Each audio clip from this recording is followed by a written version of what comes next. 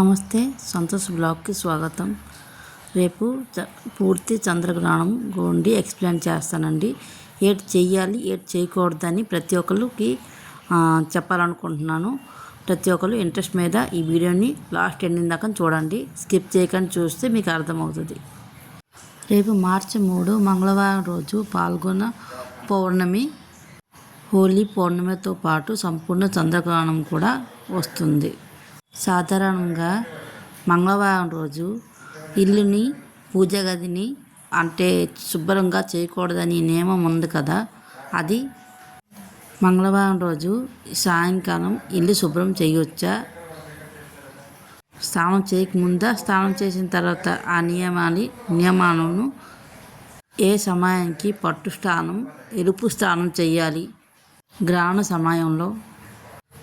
సమయంలో చేయకూడని పనులు, చేయకపోయిన తప్పులు ఏంటి, ఇలా ఎన్నో రకాల సందేహాలు చాలా మందికి వస్తుంటాయి.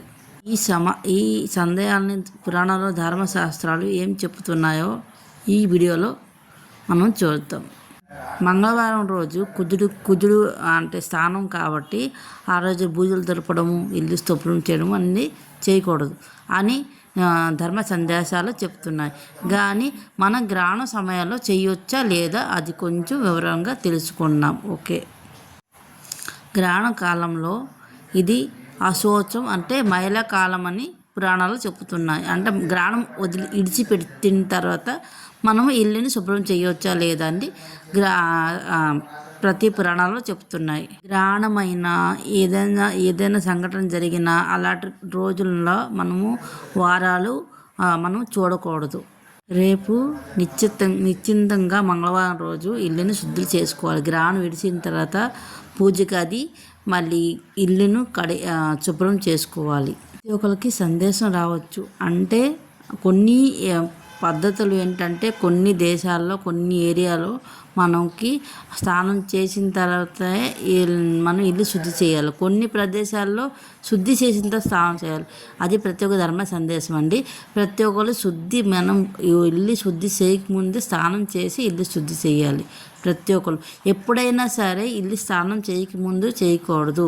అది శుక్రవారం, ఏ వారం అన్నా సరే. కాబట్టి ప్రతి ఒక్కరు మీరు శుద్ధి చేయాలంటే ఇల్లు స్నానం చేసి ఇల్లు శుద్ధి చేయాలి. దీనికి మోక్ష స్థానం అంటారు. రేపు మధ్యాహ్నం 3:30 చంద్రగ్రహణం తగులుతుంది. 6:45 ఇడిచి పడుతుంది. కాబట్టి మనం 6:30 అంటే 7 గంటల్లోనే మన స్థానాన్ని స్టార్ట్ చేయొచ్చండి. ప్రతి ఒక్కరు 2:30 ఫస్ట్ మార్నింగ్ స్నానం అయిపోయిన తర్వాత పూజ చేసుకుంటాం కదండి. ప్రతి ఒక్కరు ఏంటంటే 2:30 గ్రహణం స్టార్ట్ అవ్వక అరగంట ముందు స్నానం చేయాలి. 6:45 ఇడిచి పెడుతుంది కాబట్టి మనం 7:30 మనం 7 గంటలకి స్నానం చేసుకోవాలి. గ్రహణం కాలంలో మనం భుజించిన పదార్థాలు మనం ఉంచకూడదండి. ప్రతి ఒక్కరు తినేయాలి. తినేసిన తర్వాత మనం గ్రహణంకి మనకి 6 గంటలైనా డిఫరెన్స్ ఉంచుకొని భోజనం అన్నమాట ప్రారంభించాలి.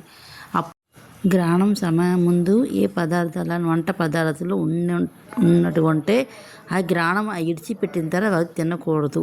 తినడం వల్ల మనకన్నమాట ప్రతి ఒక్క అనారోగ్యం చేరుతుందండి. ప్రతి ఒక్కరికి చెట్టు కింద మీరు వేసి వచ్చండి. ఆ పాత ఆహారం భోజనము, రైస్ ఏదైనా ఉండుంటారు కదా, అది మాత్రం వేడి చేసుకుని తినడం కూడా కరెక్ట్ కాదండి. ప్రతి ఒక్కరికి ఇది ధర్మ సందేశంగా చెప్తున్నా ఉన్నాను. మనము శుభ్రం అయిపోయిన తర్వాత వంట చేసుకొని చక్కగా నీళ్ళు తెచ్చుకొని అన్నీ చేసుకొని మనము భోజించాలండి. ప్రతి ఒక్కరికి ఈ నీళ్ళు తాగిన సందేశం రావచ్చు. నీళ్ళు తాగొచ్చండి. ఆరోగ్యంగా మంచిగా ఉన్న వాళ్ళు నీళ్ళు ఉపవాసం దీక్ష పాటించవచ్చు. ఆరోగ్యం లేని వాళ్ళు గర్భవతులు నీళ్ళు తాగొచ్చు. తులసి దళాలు దరప వేసుకొని నీటిలోన మనము తాగొచ్చండి. తాగడం వల్ల మంచిగా జరుగుతుంది. ప్రతి ఒక్కరు తాగండి. గర్భవతులు ఉపవాసం దీక్ష పాటించొద్దు.